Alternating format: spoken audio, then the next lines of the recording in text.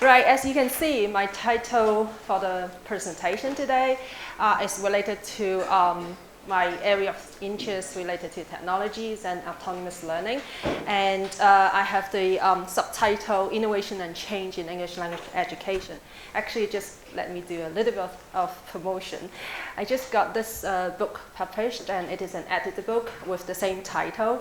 And I'll be talking part of the chapters that I've written in this book. And it's by Wong, and it has a lot of quite well-known people in the field contributing to this book, including like Donald Freeman and Burns, David Noonan, etc., etc. So actually, if you're interested in it, you could also get the leaflet from me. You'll get a 20% discount if you mail it back to Wong. Yeah, so, and I got a copy here, you can have a look. Okay, so right, so my area of interest is related to the use of technology and for teachers. But today I'm not focusing on teachers, but my workshop tomorrow will be about teachers. But today we'll be focusing on using technologies to promote autonomous learning with students from practice to theory. So, right, so we have all kinds of students, right? How could we motivate them? And I found that using technology is really a good way. So how could we motivate shy students, sleepy students, or students don't know what to do or don't really care in their lessons? So all kinds of students in our own classes. And so I'll be starting the presentation with some definition about learner autonomy, about learner diversity, and how could we provide some autonomy environment for the students, and mainly focusing on different examples of using technologies to promote and foster learner autonomy in our teaching. And lastly, I'll end up with outlook related to the use of technology in the future. Okay, so what have you done to cater for learner diversity and foster learner autonomy? So provide various learning materials, extended tasks for students outside of the classroom, give them supplementary additional exercises, more practices, or encourage them to do self-access learning, or give them out-of-class learning opportunities. I guess most of us have done a number of these things, right? And let's see, are they effective? Okay, so here is a diagram showing how we could help learners to be more autonomy. But actually, this also gives us a definition of what is learner autonomy. So they should be very active in their learning, taking control of their own learning, right? So that's why it includes self-directedness, and they should be quite independent. But they should also collaborate with the others because they can also learn a lot from each other. They should be self-motivated, and they should be quite reflective in their own learning process. And hopefully, they can also develop good decision-making skills. So quite a lot of very, big concept that we would like to promote in learners' learning. So, and to foster learner autonomy, we should, as teachers, we should try to stretch their potentials and abilities, different learners' potentials and abilities, and widen their exposure, their mind, their vision, helping them to be more creative, and emphasize on self-directed learning, and to provide them with different learning resources, learning types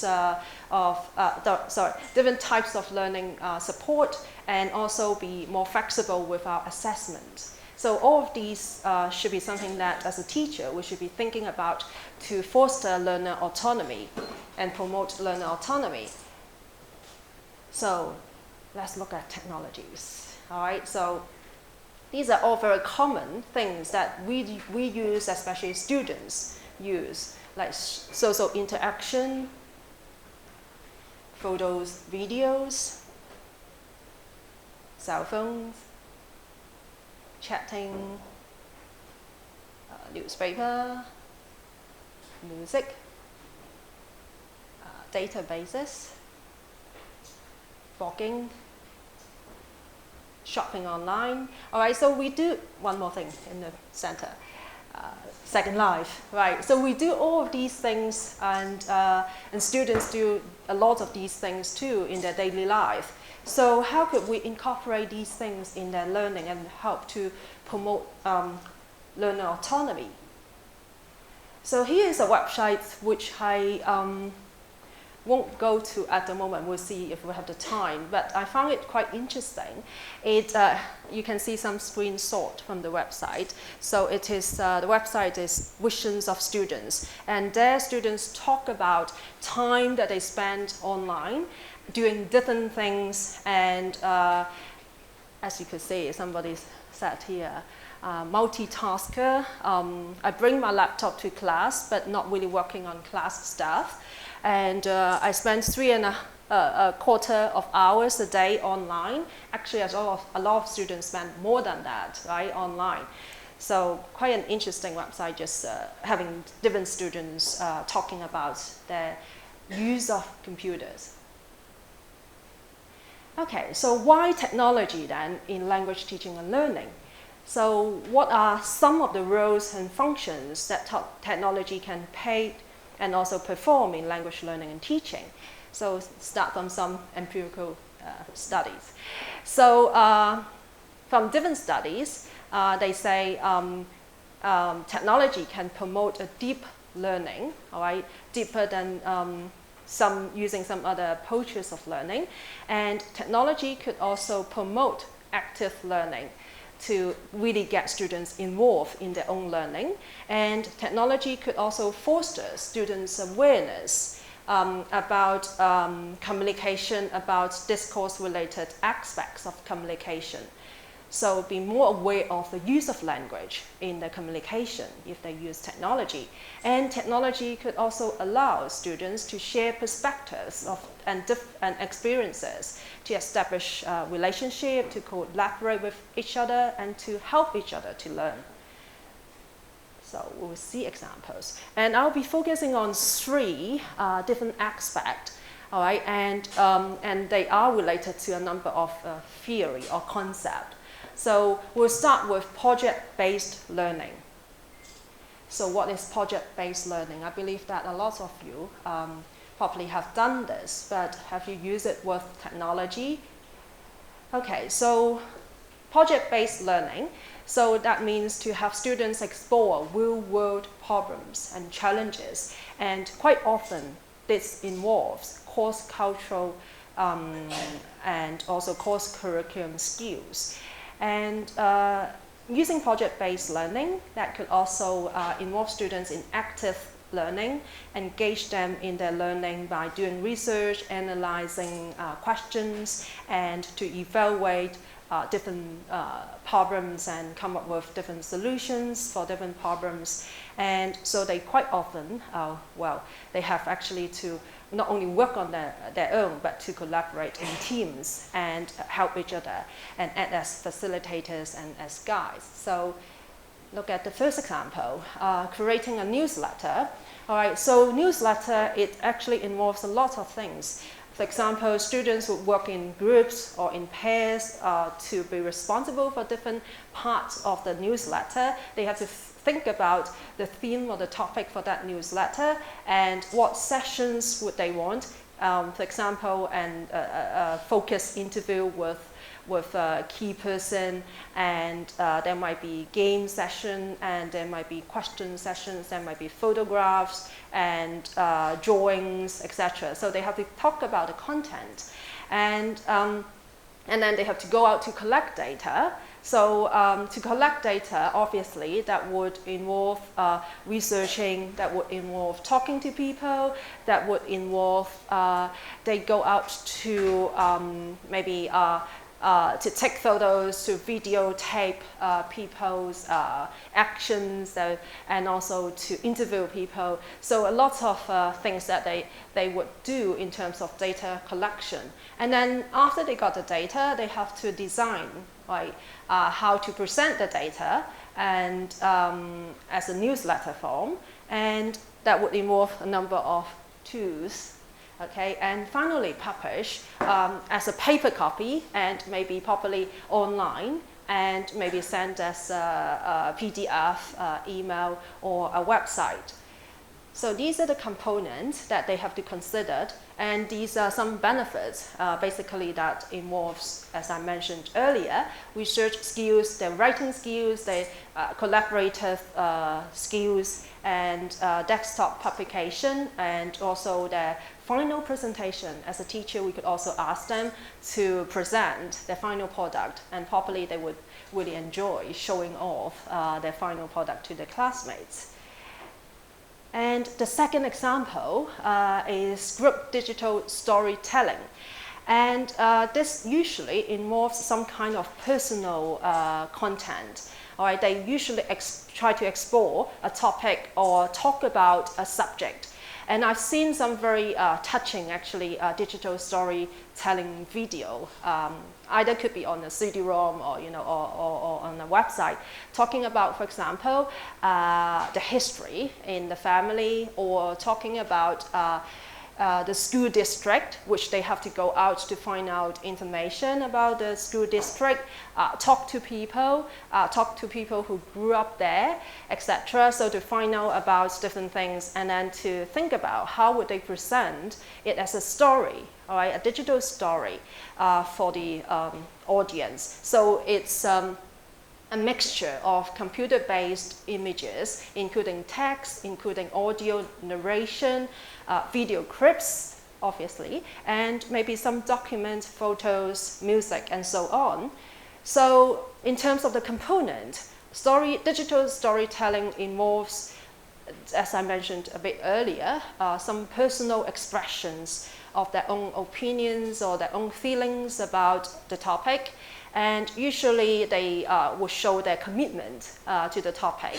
And some emotional content, they have their voiceover for the video, sound check, and maybe other special effects. And also they would have to control about the phrasing, how would they like to show the information and the content to the audience. And so these are the benefits of doing group digital storytelling. The third one is WebQuest. Maybe some of you have heard of this. So it also promotes collaborative learning. So this one is focusing on inquiry-based approach of learning. And students are given a task, and they would have to find out information online and to solve problems. So they would be given some resources, probably online, to help them to find out answers to some set problems. And so it's like this, a challenge, and then they will have to think about what I want to know now, and what do I know? So they have to, and what do they don't know? So they have to do some research and find a solution, and then they have to compare the result and share with others. And so these are the typical components of a WebQuest web page. I'll show you a couple of examples in a while. So usually starts with an introduction to give a background about the task and the task itself, and then how to go through the task with supplementary internet information, and then there will be an evaluation session and a conclusion. So these are the components and the process. And here is one example, which you could quite easily search online for WebQuest. And this one is to help students to become a good writer. And you see the typical sessions on the sidebar here. Another example, similar, also the same, basically the same kind of sessions that students will go through. So some teachers actually, they create their own WebQuest, but obviously you could imagine that it would take much more time. But there are lots of these WebQuest websites out there which you can search by WebQuest, and then maybe the specific area that you're interested in. Okay, Right, so to round up for project-based learning, and actually it is focusing on collaborative learning. So why we do so? Because it really is learner-centered, and they work together, and they help each other to improve, to learn more, and to present their final product to each other. And so it is really involving actively the learners in their own learning, doing things rather than learning about something. So they have a product to show, and that involves a lot of high-order thinking skills as an independent learner and researcher, and they also have each other's support in the process of this discovery. Okay, the second one is about e-portfolios. Okay, so you can see at the background some various examples of students' e-portfolios. So what is an e-portfolio? All right, so an e-portfolio actually has a few keywords. Should be authentic. An e-portfolio really represents students' development, and also it provides an archive and evidence of students' growth over time. And so students have to be reflective in order to produce their e-portfolios, and they could be actually designing the e-portfolios for different audiences. For example, as a learning portfolio, or as for the employers. I'll quickly show you some examples, actually, which I used in the course with some students. Right. So before that, we will see a couple of like the functions and different components of an e-portfolio. So purposes of e-portfolios is actually not only could be used with students, actually teachers. Some schools may be also using electronic portfolio for teacher professional development too. And could be for assessment. Actually, it is a new trend of assessment as an alternative way of assessing students, rather than just asking them to take a test, right? So, and students' work can be shown and shared online. So that would be actually and be encouraging for the students. Then they know that their work could be seen by other people, not only just for assessment. And they also have the right to not show their work if they don't want to. Okay, so some typical component of e-portfolios. So usually, well, we see some personal parts about their names, usually with a photo, and something about themselves on the front page. And they usually have something about what they are learning, all right? And some personal areas which they could decide not to really show to the other people. Remember, I mentioned about reflection is important. So they usually have like a place to keep a diary or doing some kind of reflective comment about their learning, about well, what they select to focus on for the e-portfolio. And they also could have like bookmarks, etc. So the e-portfolio interface could be quite different, but these are some common components. All right, so this is an example of how I used e-portfolios in one of my courses. And this was an ESP course with undergraduate students. They, in class, they learned about professional skills, professional English skills, like resume, writing letters, and doing presentations, professional presentations, etc.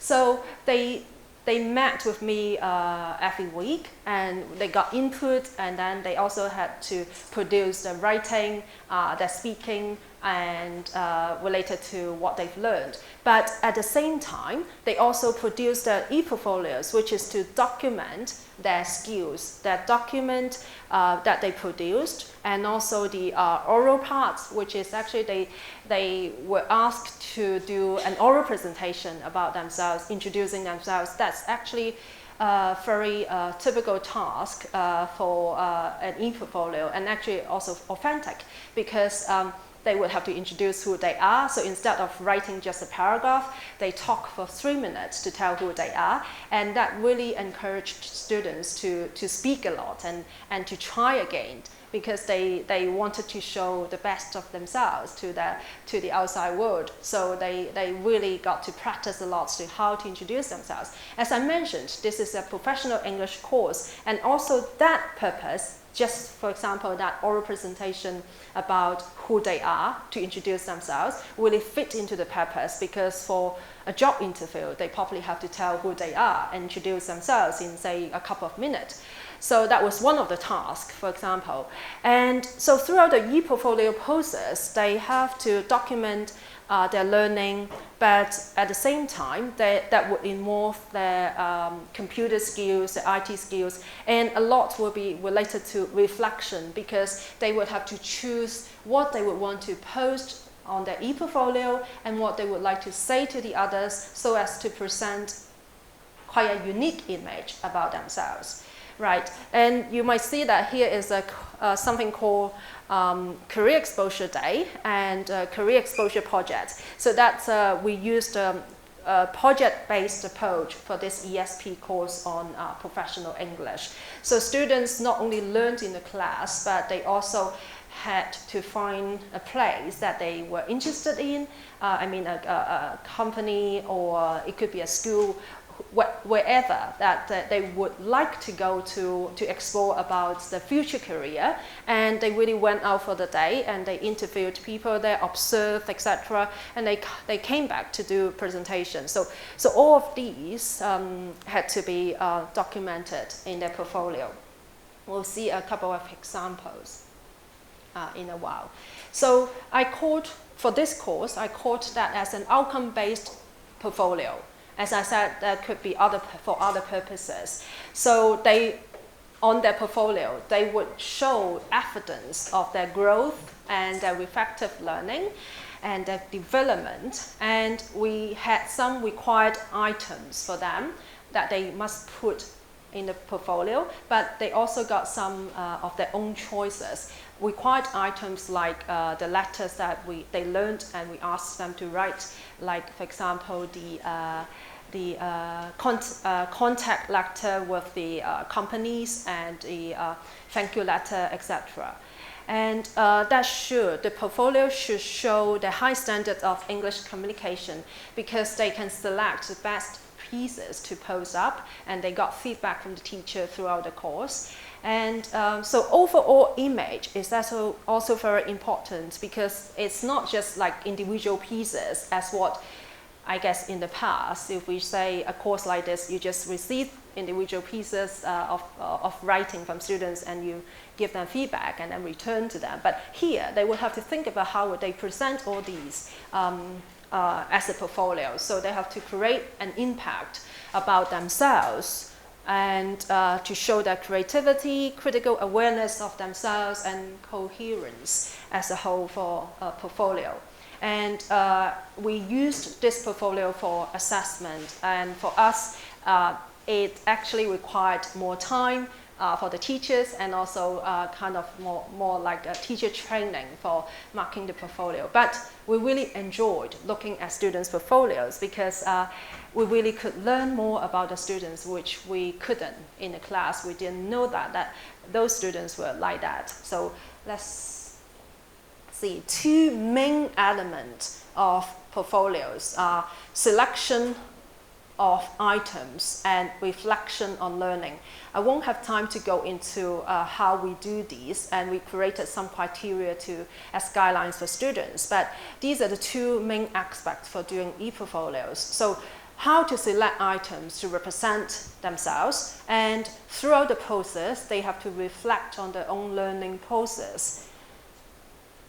So here's one example, quite a formal layout from the student. Typically, they have their photo there, they have their personal information. This is the, as you can see, welcome to my e-portfolio. She introduced her, who she is and her major and what she did for her project and her future career. And here are some of the like her documents, as I mentioned, to learn about resume, about writing letters, confirmation letters, request letter, thank you letter. So these are some of the compulsory documents, but we also see something which she called as individual input essay on Christianity. Actually, what she wanted to do in the future was to join some Christian missionary organizations, so quite specific. And so she thought, I've written something on that, I could show that, all right? So as to, I guess, to show the content and also her passion. She also got a whole document here on reflection about her learning. On this side, that's her self-introduction video, and something that she got her past teachers to comment on her. For example, this one, individual input, or we call that individual inputs as students' options for choosing whatever they like to post here. But as a whole, it should be cohesive. And so she got the teacher's comments on her. And she also uploaded something about her voluntary work. So we could see that she has a very clear focus in her portfolio.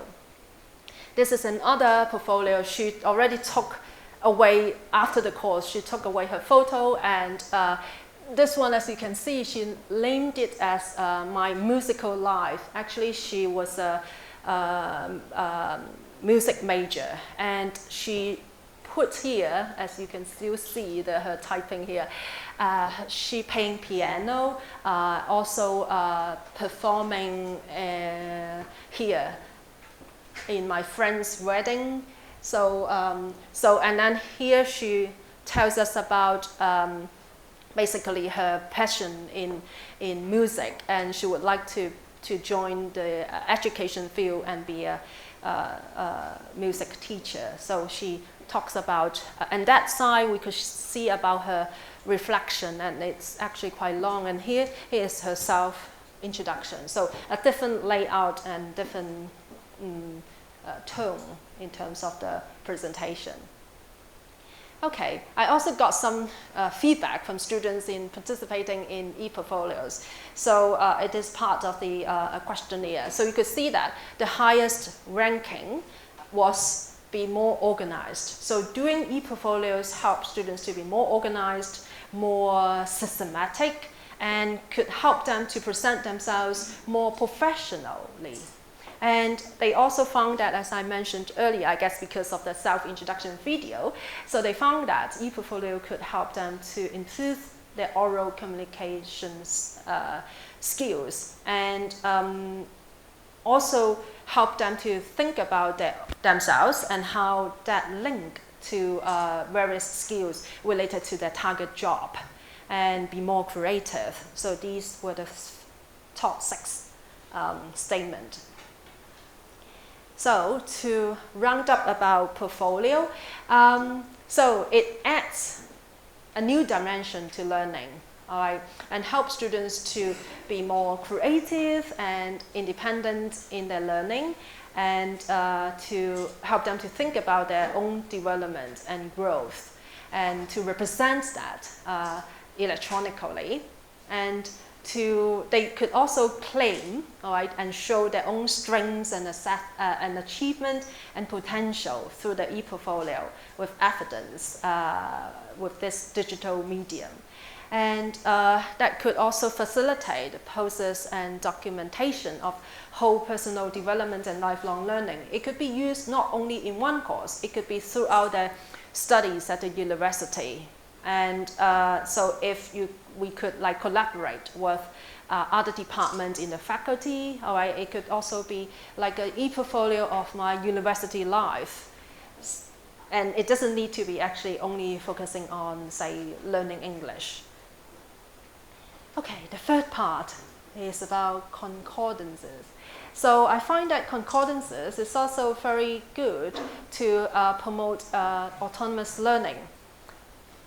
So what is a concordance?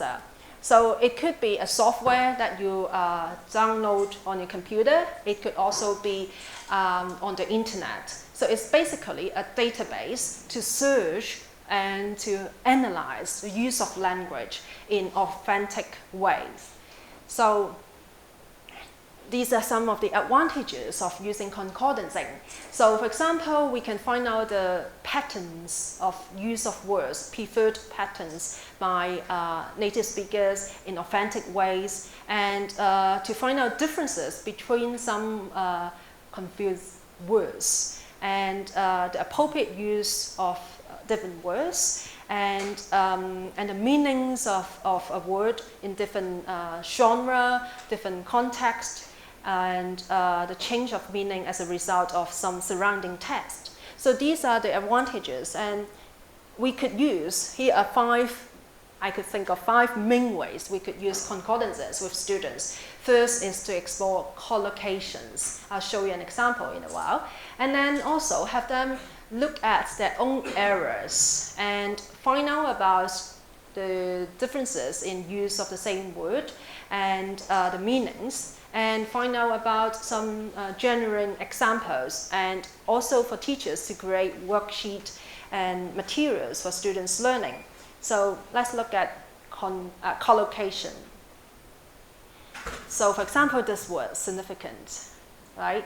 So actually it has different uses, and in academic papers, for example, we see that it quite often goes together with like about changes in statistics, in variation, whereas in newspapers, it quite often means important, and it goes together with event, decision, etc.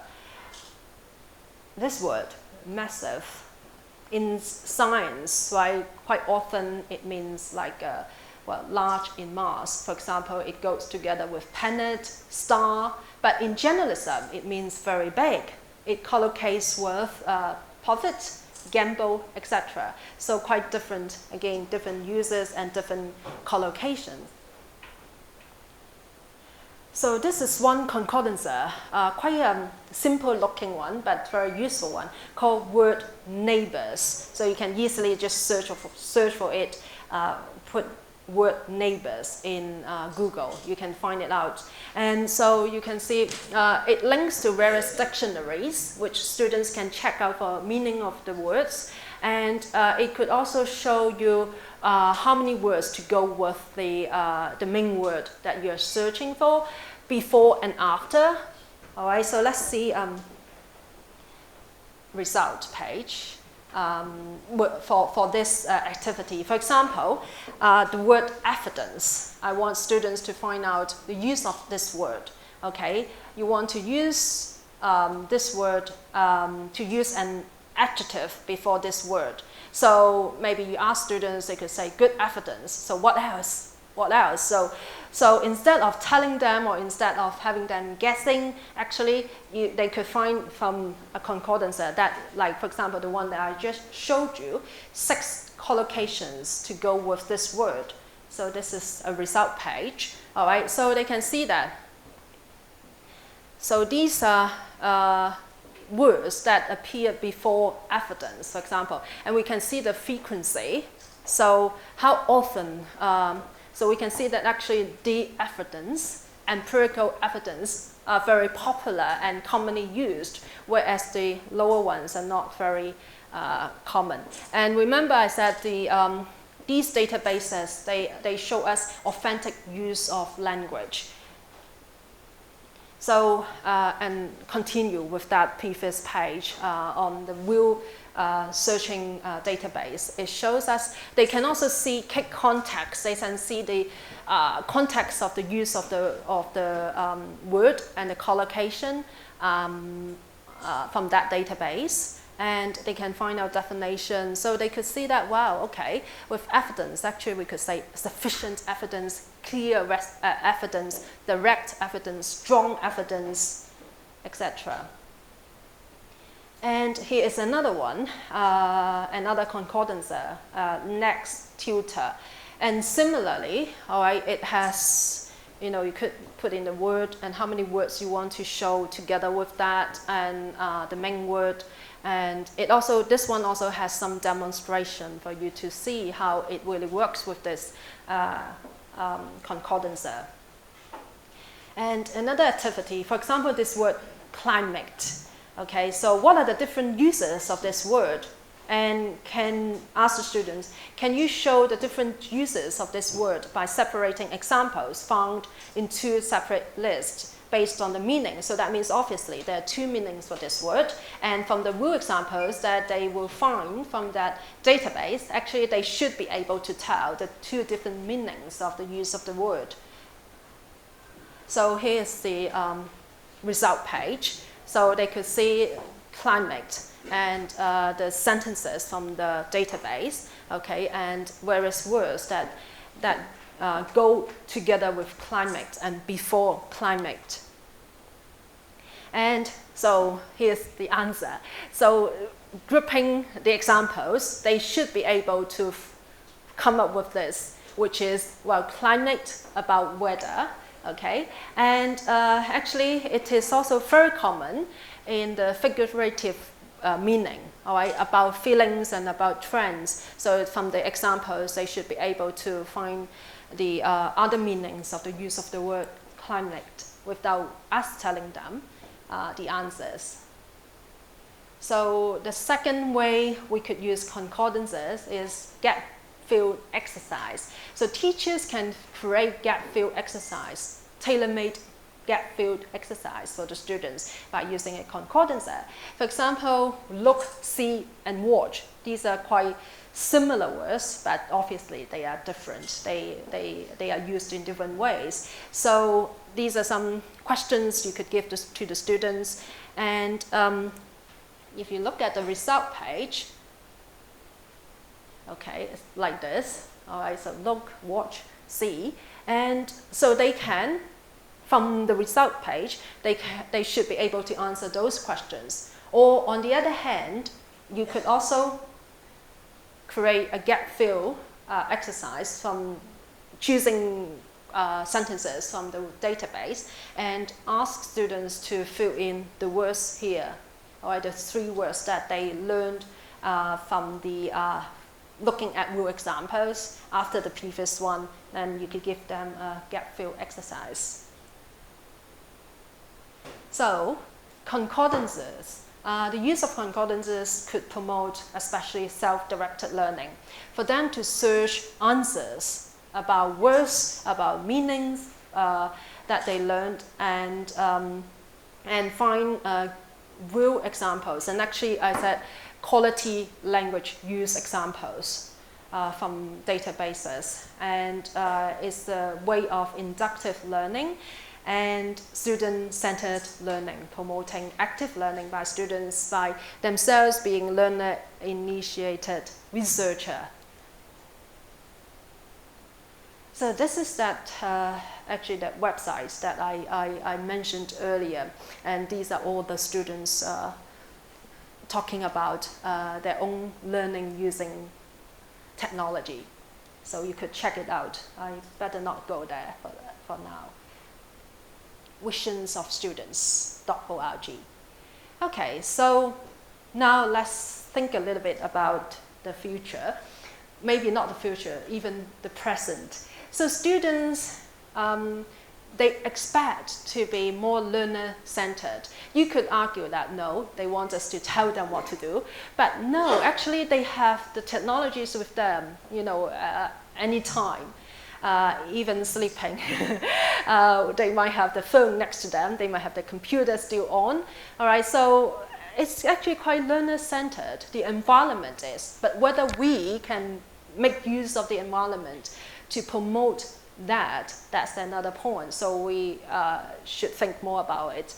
And personalized, and they would like to be interactive, I mean, communicate with other people.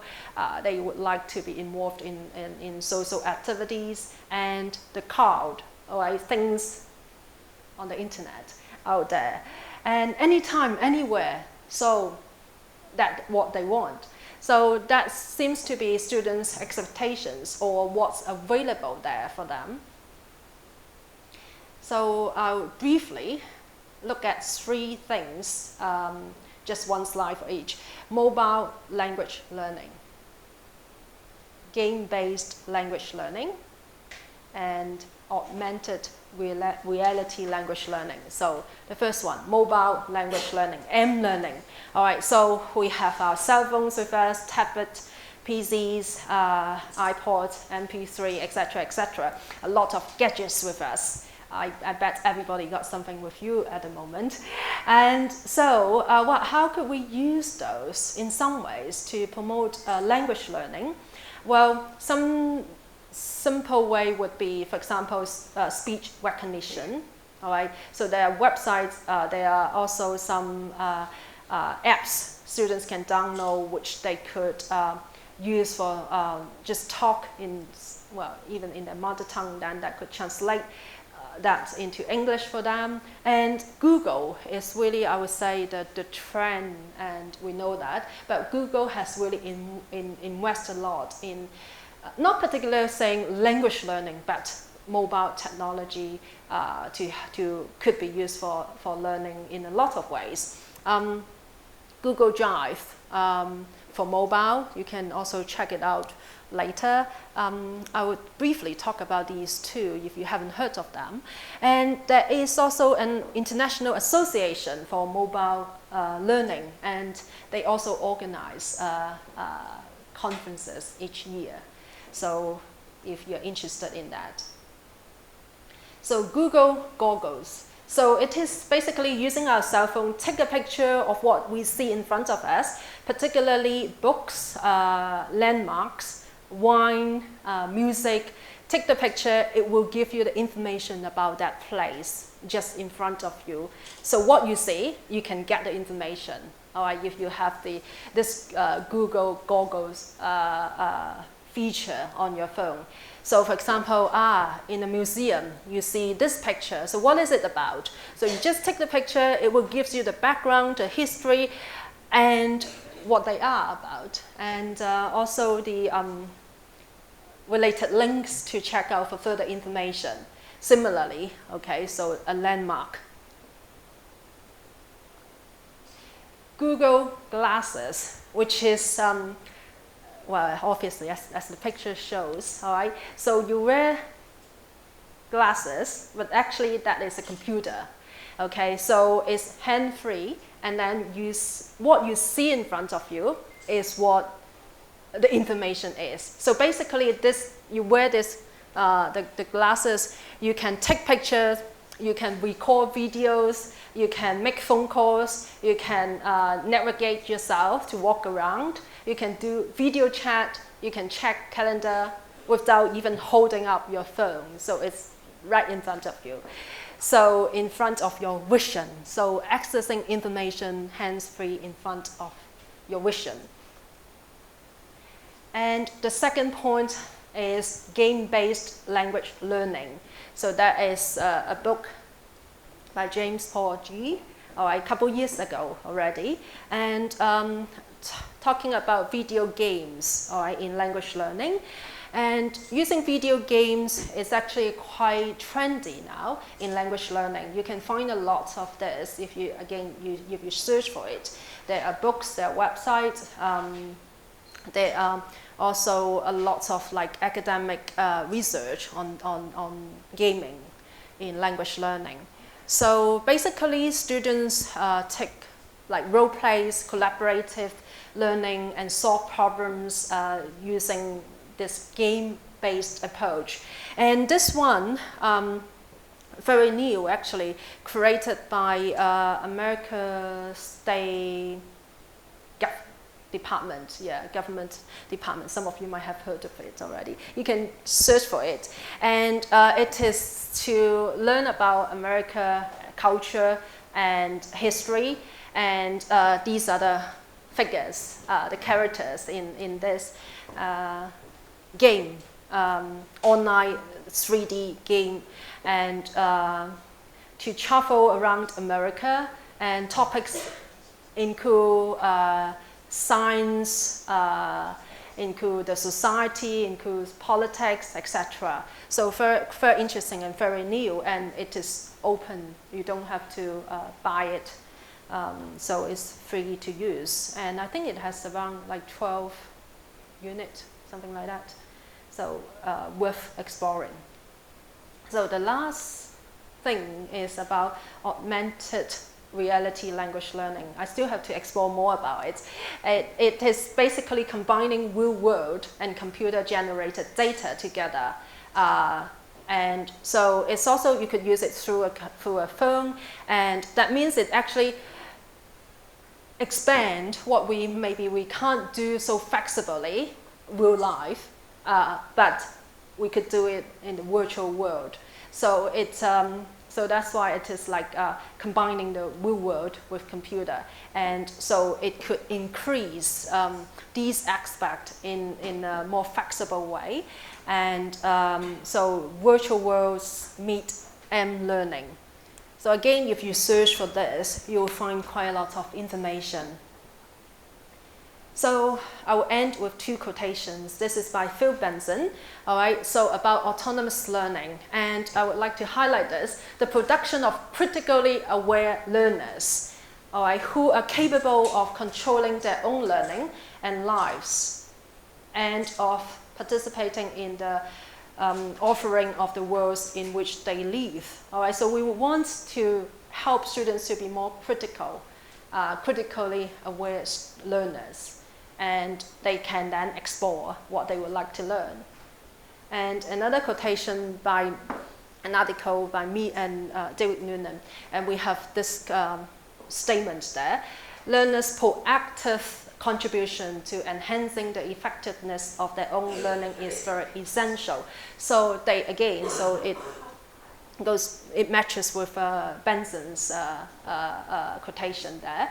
So learners have to be more proactive in their own learning. Teachers can foster them through providing them with the environment and guide them, but we have to help students to be more proactive, to be more critical in their own learning. So this is the end, and I would like to thank KOTESOL and also TESOL to sponsor me to come here to talk with you. Thank you very much.